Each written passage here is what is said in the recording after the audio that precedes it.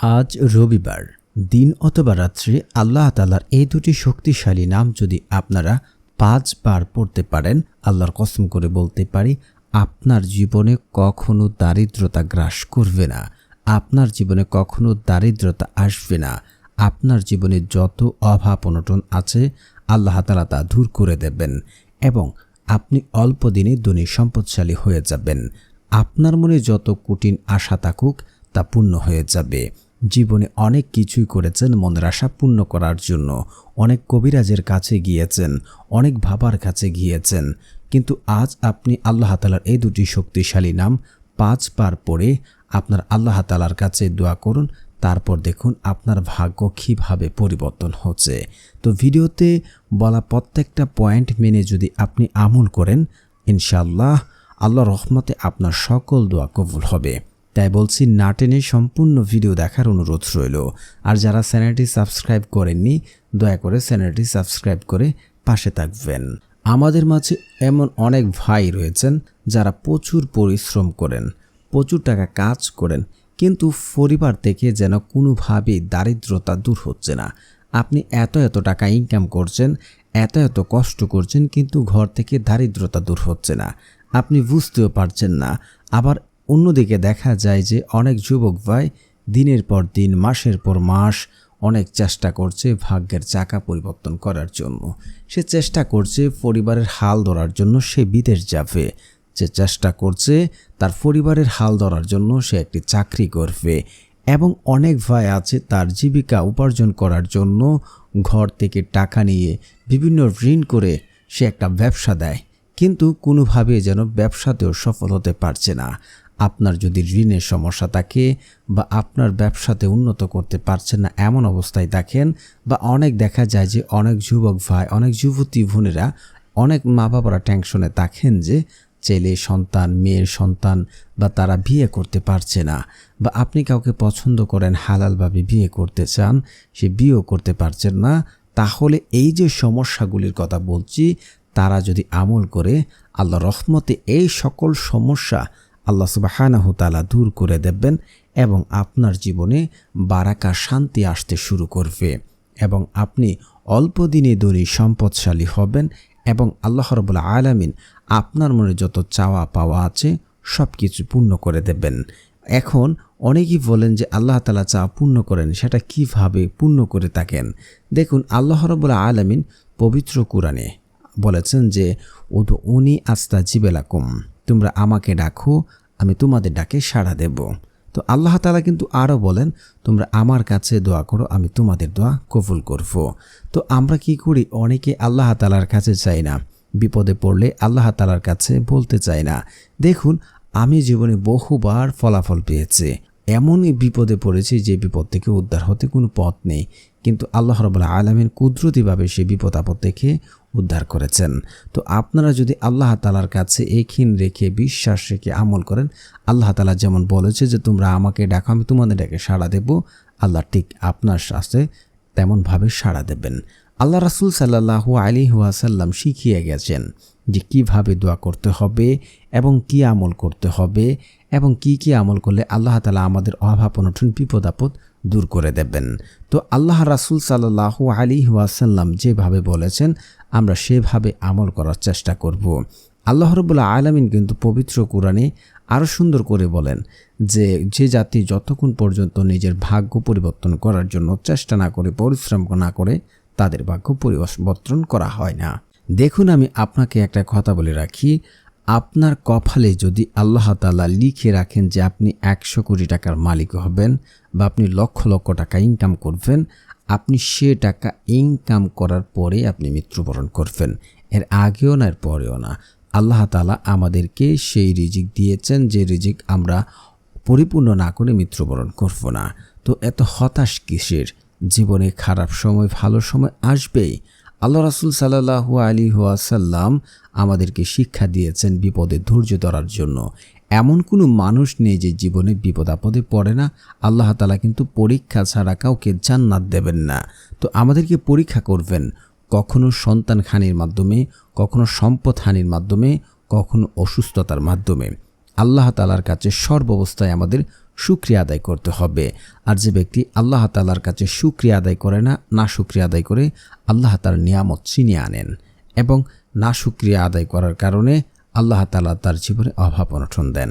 আপনারা সূরা ইব্রাহিম ৭ দেখতে পারেন যে ব্যক্তি নেমত পাইল, নেমতের শুকরিয়া আদায় করলো, আল্লাহ তাআলা তার নেমত বাড়িয়ে দেন।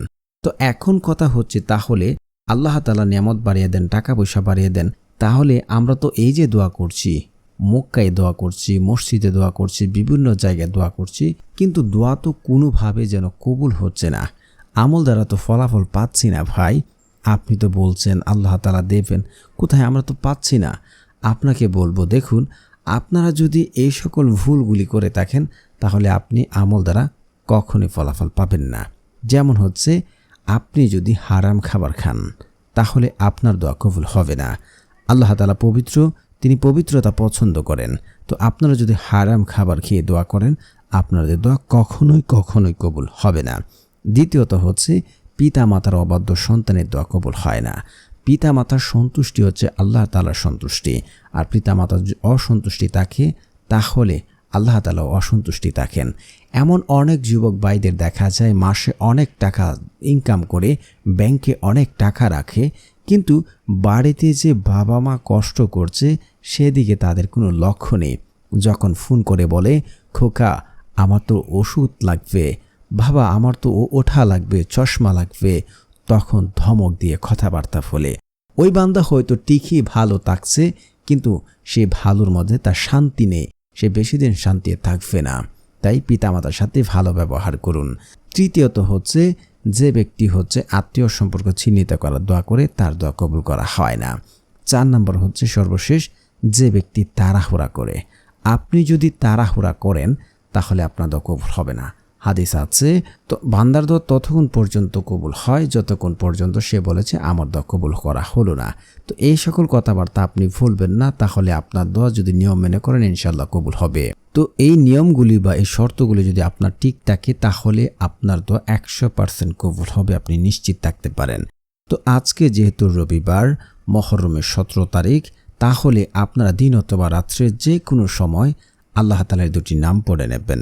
তো তার আগে আপনারা যদি সবচেয়ে ভালো হয় যদি আপনার উযু থাকে, না থাকলে সমস্যা নয়, কিন্তু সবচেয়ে উত্তম হচ্ছে যদি আপনার উযু থেকে থাকে তাহলে আপনার জন্য প্রয়োজন। আর যদি আপনি কাজে থাকেন বা কোনো কোথাও থাকেন, উযুর প্রয়োজন নেই। আপনারা আল্লাহ সুবহানাহু ওয়া তাআলার এই শক্তিশালী নাম পড়ার আগে অবশ্যই আপনারা ইস্তেগফার পড়ে নেবেন। ভাই কি বলবো, ইস্তেগফারের এত ফজিলত যা আপনি কোনোদিন চিন্তা করেননি। আপনার জীবনের অভাব অনটন দারিদ্রতা দূর হয়ে যাবে। দেখুন, ইস্তেগফার যদি বেশি পড়েন, আমি নিজে ফলাফল পেয়েছি।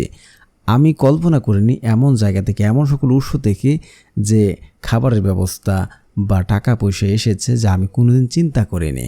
তো আপনারা যদি একিন এবং বিশ্বাস রেখে যদি ইস্তেগফার পড়েন, আল্লাহ তাআলা আপনার অভাব অনটন দূর করে দেবেন। আপনি যদি দুনিয়াতে কঠিন থেকে কঠিন বিপদে পড়েন, যেখান থেকে উদ্ধার হতে পারছেন না, আল্লাহ তাআলা আপনারই বিপদ আপদ দূর করে দেবেন। তো আপনারা অবশ্যই আজকে এই আমলটির জন্য 21 বার ইস্তেগফার পড়বেন। আস্তাগফিরুল্লাহ, আস্তাগফিরুল্লাহ, আস্তাগফিরুল্লাহ। অনেকে আছে আস্তাগফিরুল্লাহ, আস্তাগফিরুল্লাহ, আস্তাগফিরুল্লাহ পড়বেন না, উচ্চারণ ঠিক হবে না। তারপর হচ্ছে আপনারা আল্লাহ রাসূল সাল্লাল্লাহু আলাইহি ওয়াসাল্লামের উপরে দুরূদ পড়বেন। এতক্ষণ যাই শুনলেন, যাই করছেন, যদি রাসূল সাল্লাল্লাহু আলাইহি ওয়াসাল্লামের উপরে দুরূদ না পড়েন তাহলে কাজ হবে না। আর যে ব্যক্তি একবার আল্লাহ রাসূল সাল্লাল্লাহু আলাইহি ওয়াসাল্লামের উপরে দুরূদ পড়ে তার 10টি গুনাহ ক্ষমা করা হয়, তার 10টি মর্যাদা বৃদ্ধি করে দেওয়া হয়। তো অবশ্যই আপনারা দুরূদ পড়বেন, দুরূদবিহীন দোয়া কবুল করা হয় না। তো যারা পারেন না আমার সাথে সাথে পড়তে পারেন, আল্লাহুম্মা সাল্লি আলা মুহাম্মাদি ওয়া আলা আলি মুহাম্মাদ কামা সাল্লাইতা আলা ইব্রাহিম ওয়া আলা আলি ইব্রাহিম ইন্নাকা হামিদুম মাজিদ। আল্লাহুম্মা বারিক আলা মুহাম্মাদি ওয়া আলা আলি মুহাম্মাদ কামা বারাকতা আলা ইব্রাহিম ওয়া আলা আলি ইব্রাহিম ইন্নাকা হামিদুম মাজিদ। তারপরে হচ্ছে আপনারা একবার আয়াতুল কুরসি পড়বেন। আয়াতুল কুরসির অনেক ফজিলত রয়েছে। আমরা দুনিয়াতে যেমন টাকা পয়সার প্রয়োজন, আমরা চাই যে মৃত্যুর পরে আমাদের জন্য জান্নাত হয়, কিন্তু আপনি কি জানেন যদি আপনি 5 ওয়াক্তর পরে আয়াতুল কুরসি পড়েন, আপনার জান্নাতের জন্য বাধা রয়েছে শুধু মৃত্যুটাই। তো আপনারা প্রত্যেক নামাজের পরে আয়াতুল কুরসি পড়ার চেষ্টা করবেন। তো যারা পারেন না আমার সাথে সাথে পড়েন, শুনলে হয়ে যাবে ইনশাআল্লাহ। আল্লাহু লা ইলাহা ইল্লা হুয়াল হাইয়ুল কাইয়্যুম লা তাখুযুহু সিনআতু ওয়ালা নাওম লাহু মা ফিস সামাওয়াতি ওয়া মা ফিল আরদ মান জাল্লাযী ইয়াশফাউ ইনদাহু ইল্লা বিইজনিহি ইয়ালামু মা বাইনা আইদিহিম ওয়া মা খালফাহুম ওয়া লা ইউহিতুনা বিশাইইম মিন ইলমিহি ইল্লা বিমা শাআ ওয়াসি'a কুরসিয়ুস সামাওয়াতি ওয়াল আরদ ওয়া লা ইয়াউদু হিফযুহুমা ওয়া হুয়াল আলিয়্যুল আযীম। তারপরে হচ্ছে আপনারা একবার পড়ে নেবেন সূরা ফাতিহা। বিসমিল্লাহির রহমানির রহিম আলহামদুলিল্লাহি রাব্বিল আলামিন আর রহমানির রহিম মালিকি ইয়াউমিদ্দিন ইয়্যাকা না'বুদু ওয়া ইয়্যাকা নাস্তাঈন ইহদিনাস সিরাতাল মুস্তাকিম সিরাতাল্লাযীনা আন'আমতা আলাইহিম গায়রিল মাগদুবি আলাইহিম ওয়ালাদ-দাল্লিন আমিন। তারপর হচ্ছে আপনারা পড়ে নেবেন সূরা ইখলাস 3 বার। বিসমিল্লাহির রহমানির রহিম কুল হুয়াল্লাহু আহাদ আল্লাহুস সামাদ লাম ইয়ালিদ ওয়া লাম ইউলাদ ওয়া লাম ইয়াকুল লাহু কুফুয়ান আহাদ। তারপর হচ্ছে আল্লাহ তাআলার এই দুটি শক্তিশালী নাম পড়ে নেবেন। তো প্রিয় বন্ধুরা, যারা চ্যানেলটি সাবস্ক্রাইব করবেন তাদেরও মনের আশা পূর্ণ হবে ইনশাআল্লাহ। আল্লাহ সুবহানাহু তাআলার প্রথম শক্তিশালী নামটি হচ্ছে ইয়া গনিয়্য। ইয়া গনিয়্য, ইয়া গনিয়্য এর অর্থ হচ্ছে দারিদ্র থেকে আল্লাহ তাআলা মুক্তি দেবেন, রিজিকে বরকত দেবেন, ব্যবসা বাণিজ্য উন্নত করে দেবেন। এবং তারপর আল্লাহ সুবহানাহু তাআলা দ্বিতীয় নামটি হচ্ছে ইয়া ফাত্তাহু। ইয়া ফাত্তাহু, ইয়া ফাত্তাহু এটি আপনি যদি পড়েন আল্লাহ তাআলা আপনার ভাগ্য খুলে দেবেন, বন্ধ রিজিকের দরজা আল্লাহ তাআলা খুলে দেবেন, চাকরি ব্যবসা সকল কাজে সফলতা আসবে ইনশাআল্লাহ। তো আপনারা এই দুটি নাম পড়ে আল্লাহ তাআলার কাছে দুহাত তুলে কায়মুন বাক্যে কান্নাকাটি করে দু চোখের পানি ফেলে আল্লাহ তাআলার কাছে দোয়া করুন। আল্লাহর কসম করে বলছে আপনার দোয়া কবুল হবে যদি আপনি দুই চোখের পানি ফেলে এবং একহীন এবং বিশ্বাস রেখে দোয়া করেন। কারণ বান্দা আল্লাহর প্রতি যেমন ধারণা রাখেন আল্লাহ ঠিক তার সাথে তেমন আচরণ করে থাকেন। তো দোয়া শেষে আপনারা আবার 3 বার সাল্লাল্লাহু আলাইহি ওয়াসাল্লাম সাল্লাল্লাহু আলাইহি ওয়াসাল্লাম এই দোয়াটি পড়ে নেবেন। তারপর আমিন আমিন সুম্মা আমিন বলে আপনার দোয়া শেষ করবেন। তো প্রিয় বন্ধুরা, যারা আমলটি করছেন একটি লাইক এবং ভিডিওটি শেয়ার করে দেবেন এবং আপনার মনের আশাগুলি লিখবেন এবং সকলে লিখবেন আমিন সুম্মা আমিন।